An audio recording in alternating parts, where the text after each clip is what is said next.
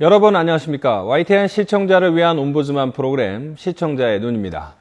먼저 뉴스 진단 시간입니다. 이번 주엔 네팔 지진 관련 보도를 모니터했습니다. 강혜원 시청자평가원과 국제부 안수영 기자 함께하겠습니다. 자, 안타까운 소식이기는 합니다만 지금도 여진이 계속되고 있는 그런 상황인데 어떻게 보도 보셨습니까? 네, 지난달 25일 네팔 지역에 진도 7이 넘는 강진이 발생하면서 7,000명이 넘는 사망자가 발생하였습니다. 사건이 일어난 지 열흘이 넘었지만 여전히 건물 잔해 등이 수습되지 못하면서 파악된 사상자 숫자는 지속적으로 증가하고 있는데요. 유엔이 추산 결과 이번 지진으로 인해 피해를 본 네팔 국민은 810만여 명에 이른다고 밝히는 등 막대한 피해 규모가 전해지면서 전 세계적으로 구호의 손길이 이어지고 있습니다. 25일 이후에도 수십 차례의 여진이 이어지면서 구조 작업에 어려움을 겪고 있는 상황인데요. 사전에 네팔 정부가 지진 위험성을 감지하고도 적절한 조치를 취하지 않았다는 점이 밝혀지면서 현지 정부에 대한 성토도 이어지고 있습니다. 특히 전 세계에서 답지한 구호물자들이 통관조차 되지 않거나 이재민이나 부상자들이 방치되는 상황이 속속 전해지면서 전염병 등 2차 피해에 대한 부정적 예측도 끊이지 않고 있습니다. 이와 관련해서 현재까지 밝혀진 피해 규모나 현지 상황에 대한 설명 부탁드립니다. 자, 워낙 피해가 크기 때문에 집계 자체도 쉽지 않은 상황인 것 같은데요. 어떻습니까? 네, 토요일날 주말에 여유를 즐기던 네팔 카트만두 인근은 갑작스럽게 일어난 규모 강지진으로 아수라장이 됐습니다. 네팔 수도 카트만두에서 북서쪽으로 77km, 또 휴양도시 포카라에서 동쪽으로 80km 떨어진 지점에서 네팔인들은 80년 만에 일어난 최악의 지진으로 삶의 터전과 사랑하는 가족을 잃고 힘든 하루하루를 보내고 있습니다. 100일이 조금 지난 아기가 울음소리로 지진 발생 하루 만에 구조됐다는 소식, 또 101살 된 노인이 8일 만에 잔해 더미에서 구조돼 발견됐다는 기적 같은 소식도 간간히 들렸지만 여전히 많은 사람들이 가족의 생사조차 확인하지 못하는 안타까운 상황입니다. 공식적인 사망자 숫자는 8,000명에 가깝지만 10,000명 이상이 목숨을 잃었다는 관측도 나오고 있습니다. 또 15,000명이 다쳤습니다. 가옥 30여만 채가 완전히 부서지거나 파손됐고요. 진앙지에 가까운 고르카와 신두팔축 지역에서는 마을의 90%가 완전히 사라진 것으로 파악됐습니다. 또 수도 카트만두는 90만 명이 여진의 공포를 우려해 떠나서 인구가 3분의 2로 줄었습니다. 카트만두 버스터미널에는 여진 공포 등을 피해서 탈출하려는 사람들로 여전히 북새통을 이루고 있습니다. 유네스코 세계문화유산들도 손상됐습니다. 박타푸르 더르바르 등 광장 3곳과 보다나트 붓탑 등 4곳의 유네스코 문화유산이 심하게 훼손돼 잔해만 남아 있습니다. 세계적인 보물인 박타푸르 왕궁은 대지진으로 90%가 파괴됐고요. 카트만두의 68개 유적지 가운데 80%가 크게 파손됐습니다. 3세기에 지어진 파탄 두르바르 광장, 히말라야에 있는 보다나트 수투파 불교 유적도 심하게 파괴됐습니다. 고고학자들은 네팔의 경복궁이라 불리는 박타푸르 왕궁을 복구하는 데만 5년에서 7년이 필요할 것으로 보고 있습니다. 왕궁 복구 비용도 수백만 달러 이상이 들 것으로 추산되고 있습니다. 네팔 전역에서 파괴된 문화유산들을 복구하려면 천문학적인 비용이 필요하지만 대지진으로 관광객들의 발길이 끊기면서 복구비를 마련하기는 쉽지 않을 것으로 보입니다. 또 네팔은 제2의 재난과도 맞서야 하는데요. 다음 달부터 네팔에서 우기가 시작됩니다. 추가 산사태가 일어날 수 있고 이재민들 사이에서 전염병이 유발될 수 있기 때문입니다. 구호단체들은 우기가 시작되기 전인 남은 한 달을 구호를 위한 골든타임으로 보고 있습니다. 유엔도 전염병 확산의 우려가 커질 것으로 보고 더 많은 헬기를 동원해 고립된 산간 마을에 신속하게 구호 물자와 의료품을 공급해야 한다고 촉구했습니다. 대지진의 후유증을 겪고 있는 네팔의 젊은 여성들을 대상으로 한 인신매매도 기승을 부리고 있습니다. 영국 일간 가디언은 네팔에서 지진으로 초토화된 지역에 사는 수만 명의 젊은 여성들이 남아시아 일대 사창가와 연계된 인신매매단의 표적이 되고 있다고 보도했는데요.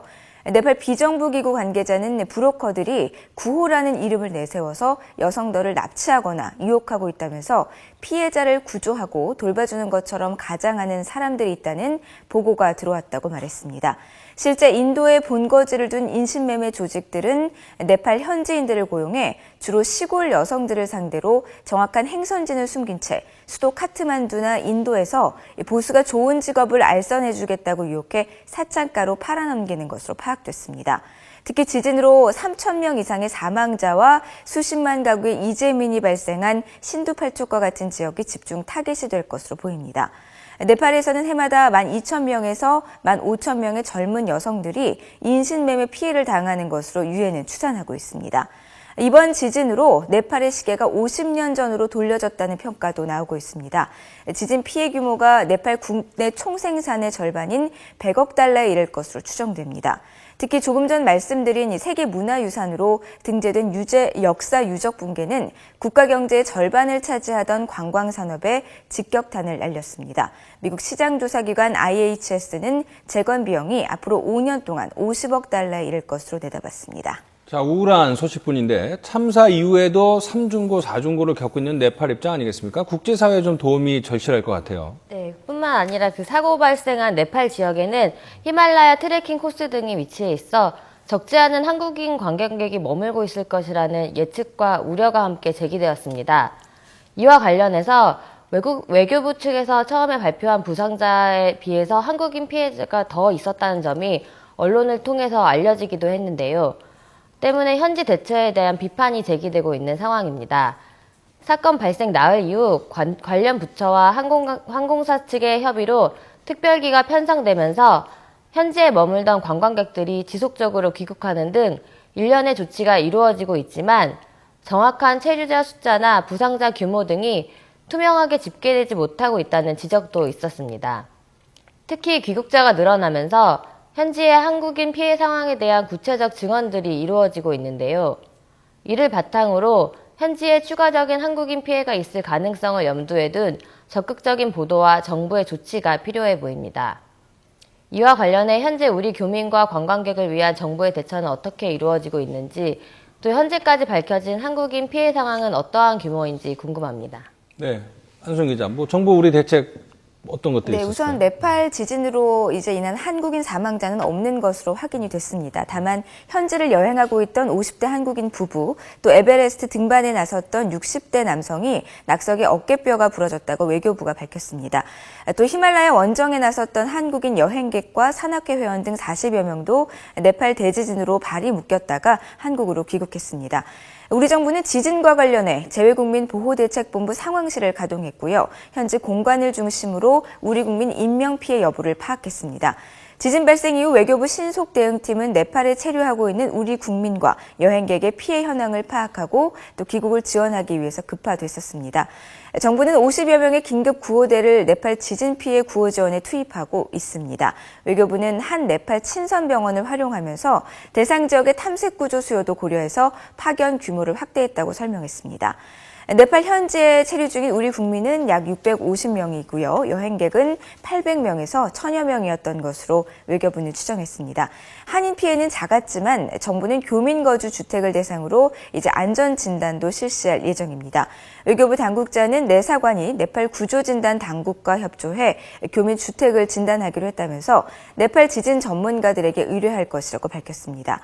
네팔 대지진 전후로 불의 고리로 불리는 환태평양 지진대에서 크고 작은 지진 또는 화산 활동이 이어지고 있습니다. 때문에 또 다른 강진 발생 가능성이 제기되고 있습니다.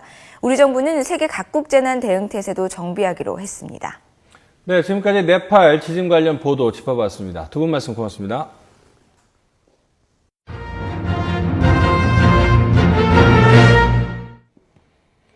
이번엔 시청자들께서 직접 만든 프로그램을 소개하는 시간입니다.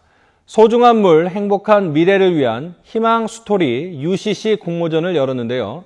여기서 블루 워터상을 받은 작품 함께 보겠습니다. 소중한 물 함께 지켜가요. 행복한 미래를 위해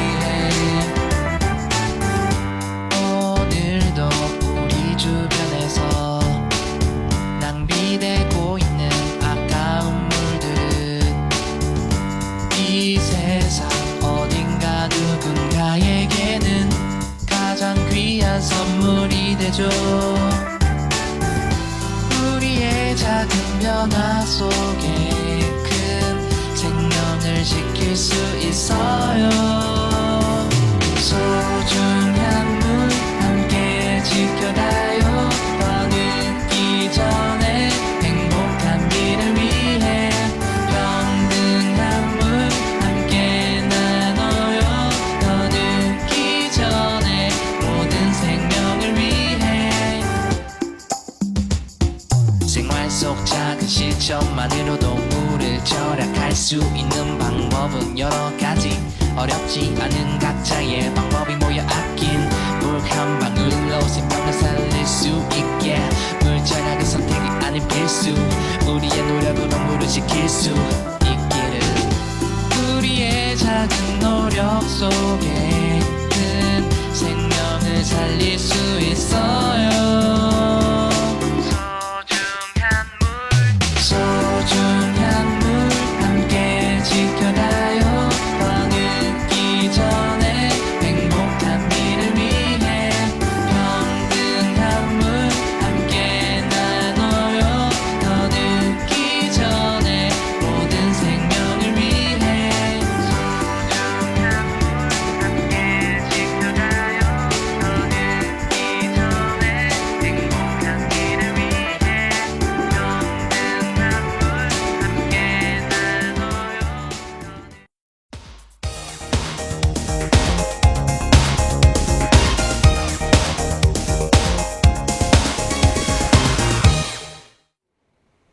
지상파 DMB 채널인 YTN DMB 프로그램을 평가하는 내가 본 YTN 순서입니다. 이번 주엔 한국사 탐과 이슈 오늘에 대한 김정수 평가원의 의견을 들어보겠습니다.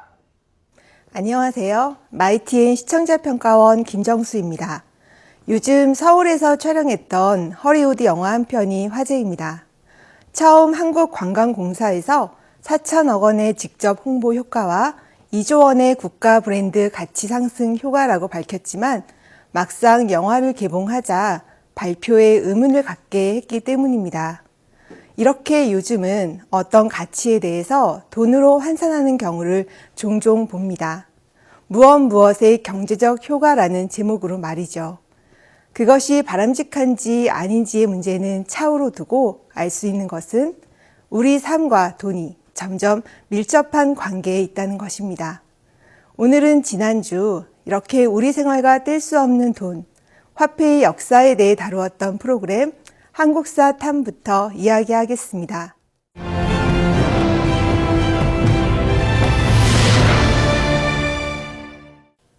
지난주 한국사 탐은 화폐 속 역사 이야기라는 제목으로 방송되었습니다. 방송은 본격적인 프로그램이 시작되기 전 짧게 오늘 방송 주제와 내용의 핵심을 알려주는 순서가 있었습니다. 대한민국 화폐 역사를 말하다. 조선의 유일한 성공적 화폐는 화폐 속 숨은 과학 등과 같은 자막과 자료 화면이 더해져 무엇에 대한 방송인지와 더불어 방송 방향이나 흐름을 알 수 있는 부분이었습니다. 이는 프로그램이 시작하기 전 방송에 대한 흥미를 배가시키면서 기대감을 갖게 해 시청자들의 적극적인 시청을 이끌어낸다고 생각합니다. 뒤이어 방송은 우리나라 최초의 지폐인 호주 태왕권에 대한 이야기를 시작으로 역대 왕들의 화폐 개혁에 대해 이야기했습니다. 물물 교환 시대를 지나 고려시대 대외무역이 활발해짐에 따라 화폐의 필요성이 제기되었고 고려 성종의 권원 중보에서부터 충렬왕을 지나 공양왕에 이르기까지의 내용을 담고 뒤이어 고려시대의 화폐 개혁을 표로 잘 정리해 주어 한눈에 역대 왕들의 화폐 활성화를 위한 노력을 볼 수 있었습니다. 또한 조선시대의 저화를 활성화하기 위해 노력한 태종이나 조선 통보를 만들었으나 실패한 세종, 이러한 실패를 바탕으로 상평통보를 만든 숙종의 이야기 등은 한국사 속에서 화폐라는 주제를 끄집어내어 시대를 관통하는 화폐에 대한 깊이 있는 이해를 도왔습니다. 다만 한 가지 아쉬운 점이 눈에 띄었는데요. 태종이 저하를 오승포와 병행하게 한다는 내용을 재연 장면으로 보여주면서 태종과 두 명의 신하와의 대화 장면이 나왔습니다. 이때 신하 역을 맡은 재연 배우들의 사모 아래로 앞머리카락이 보였습니다. 이는 시대적으로 맞지 않아 완성도 높은 한국사탐의 옥의 티로 느껴졌습니다. 또한 화폐를 둘러싼 역사, 정치, 과학을 아우르는 방대한 내용을 한정된 방송 시간 내에 하다 보니 속도감 있는 빠른 전개가 눈에 띄었는데요. 좀 더 여유 있는 시청을 위해서 1, 2부로 나누었다면 혹은 소재의 폭을 줄였다면 어땠을까 하는 생각이 들었습니다. 역사를 바라보는 새로운 시각, 한국사탐. 앞으로도 더욱 유익하고 재미있는 프로그램이 되길 기대하겠습니다.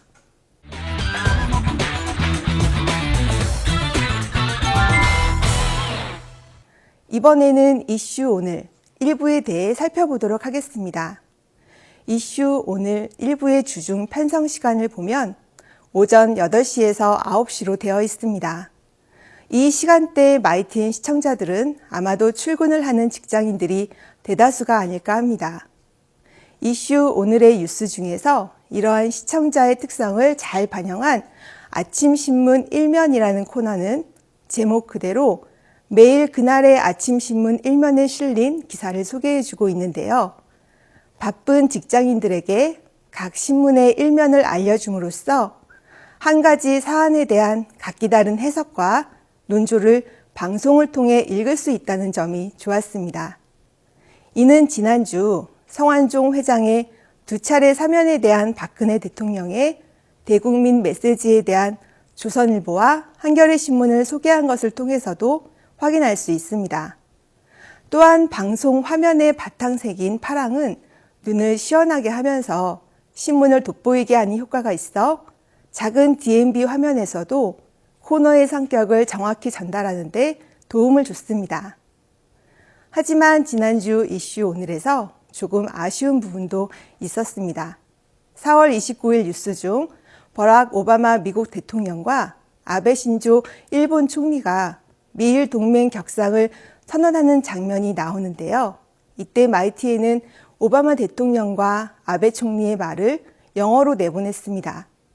물론 화면 아래 자막으로 처리가 되긴 했지만 혼잡한 대중교통 출근길, 작은 화면에 집중하기 힘든 경우를 생각해보면 또 운전 중 DMB 시청 금지로 인해 자가 운전을 하면서 시청하는 경우 대부분 방송을 소리로 듣는 경우가 많다는 점을 감안할 때도 한국말로 더빙하여 송출했다면 뉴스의 흐름이 끊기지 않고 내용을 정확하게 이해할 수 있어 더 좋지 않았을까 하는 생각이 들었습니다. 우리 가까이에서 빠르고 신속하게 소식을 전해주는 오늘 이슈. 언제나 균형 잡힌 공정한 뉴스 기대하겠습니다.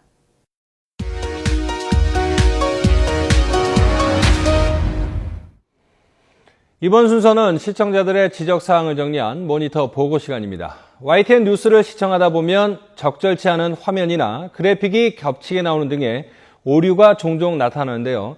시청자들은 궁금증을 해소할 수 있는 좀 더 명확한 뉴스를 당부했습니다. 지난 4일 돌고래의 일종인 상괭이가 부패가 약간 진행된 상태로 한강에서 발견됐다는 소식을 전하며 상괭이 사체 모습을 그대로 보여줬습니다. 그러나 시청자들은 자칫 시청하기에 불편한 느낌을 가질 수도 있으므로 적절한 여과 장치를 하는 것이 나을 것으로 보인다는 지적을 했습니다. 같은 날 이르면 이번 주 홍준표 첫 소환이라는 보도에서 기사의 내용을 쉽게 이해시키기 위한 그래픽이 사용됐는데 화면 우측 상단에 나오는 날짜와 시간을 나타내는 그래픽과 겹쳐져 보여서 좋지 않았다는 지적이 있었습니다. 그런가 하면 쏟아지는 혹평, 세기의 졸전 관련 홍수환 한국권투위원회 위원장 전화 인터뷰가 진행되면서 두 선수의 대전료가 화면에 표기됐는데 액수가 바뀌어서 나왔습니다. 바로 이어서 앵커가 메이웨더의 대전료가 1억 5천만 달러고요. 파키아오가 1억 달러라고 앞서 그래픽이 잠시 잘못 나갔습니다. 정정하겠습니다. 이렇게 바로 말했지만 이런 사소한 오류가 뉴스의 신뢰도를 떨어뜨린다는 시청자들의 지적이 있었습니다. 또 6일 지자체별 해묵은 분쟁 관련 기사에서 화면을 좌우로 분할해서 비교하는 부분이 있었습니다. 차이를 보여주기 위해 화면을 분할할 때 이 상하 분할의 경우 차이점을 느끼기가 쉽지 않고 또한 화면이 분할되었다는 것을 느끼기도 어려운데 좌우로 분할된 화면은 확연하게 화면이 분할된 것이 느껴지므로 전달하고자 하는 바를 시청자가 쉽게 인지할 수 있고 훨씬 전달성이 좋은 것 같다는 시청자 격려가 있었습니다.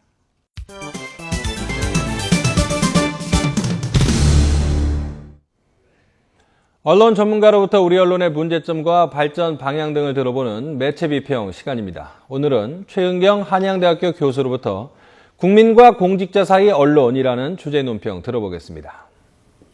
대한민국 법률에는 공직자윤리법이 있습니다. 이 법은 공직자 및 공직 후보자의 재산 등록과 취업 제한 등을 통해 부정행위를 방지하고 공정성을 확보하기 위한 목적으로 2001년도에 제정되었습니다. 공직자가 지위를 이용해 재산을 취득하거나 공무 집행 시 사익을 우선시하게 되는 것을 막고자 시행되고 있습니다.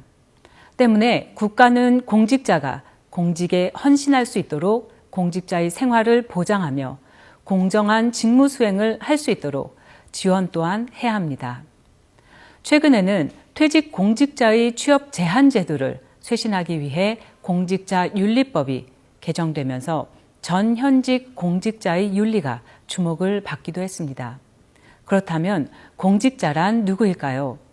보통 국회를 비롯한 국가 주요 기관 및 지방자치단체에서 근무하는 공무원을 의미하고 있습니다. 예컨대 공직자는 국가 최고 지도자의 뜻에 따라 다양한 행정일을 맡아 정부 관리들을 의미하기도 합니다. 사익보다 공익을 우선시하며 국민을 위해 정직하게 봉사해야 하는 책임을 가지고 있는 것입니다. 그런데 우리 국민들은 점점 공직자의 윤리와 도덕적 해이에 냉소적으로 반응하고 있는 것 같습니다. 국민들은 더 이상 청렴한 공직자를 기대하지도 않으며 공직자가 국민의 편에 있다고 믿지 않고 있는 것입니다. 지난달 전 경남기업 회장인 성완종 씨가 남긴 로비 명단에는 현직 총리와 국회의원 그리고 지방 공직자의 이름이 있었습니다. 그리고 이름이 거론된 이들은 모두 공직자로 사실을 부인하거나 주장을 번복하면서 책임을 회피하려고만 했습니다. 심지어 진실이 밝혀질 것을 두려워하며 관계자들을 회유하기도 했습니다. 공직자로서 갖추어야 할 윤리의식과 위험을 찾아보기 힘들었습니다. 또한 고인이 된 성 전 회장도 기업인이면서 정치인으로 공직자였음에도 불구하고 오랫동안 치밀하게 여야의 유력 정치인들에게 불법 자금을 제공했습니다. 부당 거래를 통해 공직자의 품위를 훼손한 이들은 진실을 감추느라 분주했을 뿐 국민들에게 진정한 사과나 반성을 하지 않았습니다. 공직자를 존경하고 지지했던 국민들이 실망할 수밖에 없는 사건이었습니다. 그런데 이번 사태만큼 언론 보도에도 심각한 문제가 있었습니다. 즉 성완종 씨 자살 사건이 보도되면서 다수의 언론은 그의 죽기 전 행보와 마지막 남긴 메모의 내용 그리고 그 내용이 불러올 파장을 과잉 추측하면서 취재와 속보 경쟁을 벌였습니다. 그리고 언론들은 시간이 흐를수록 사건의 실체를 파고들기보다 파편적 사건들을 확대 혹은 과잉 해석하기도 했습니다. 특히 종편의 뉴스 유사 프로그램들에서는 비전문가들이 불충분한 근거를 가지고 사건을 주장하기도 했고 사건의 본질에서 벗어나거나 미확인된 정보를 쏟아내기도 했습니다. 또한 뉴스 특보라는 이름으로 시청률 경쟁을 하며 마녀 사냥식 보도도 서슴지 않았습니다. 지금이야말로 공직자의 비윤리적, 비도덕적 행위를 근본적 문제를 어떻게 밝혀내고 근절할 수 있는 것인가 하는 진지한 논의가 절실한 때인 것 같습니다. 그리고 언론은 국민과 공직자가 서로 이해하며 반성할 수 있는 기회를 만들어 줘야 할 것입니다. 시청자의 눈은 시청자 여러분의 참여를 기다리고 있습니다. YTN 홈페이지 시청자 의견 코너에 글을 남겨주시면 좀 더 정확하고 공정한 방송을 만드는 데 참고하겠습니다. 이번 주 순서는 여기서 마치겠습니다. 고맙습니다.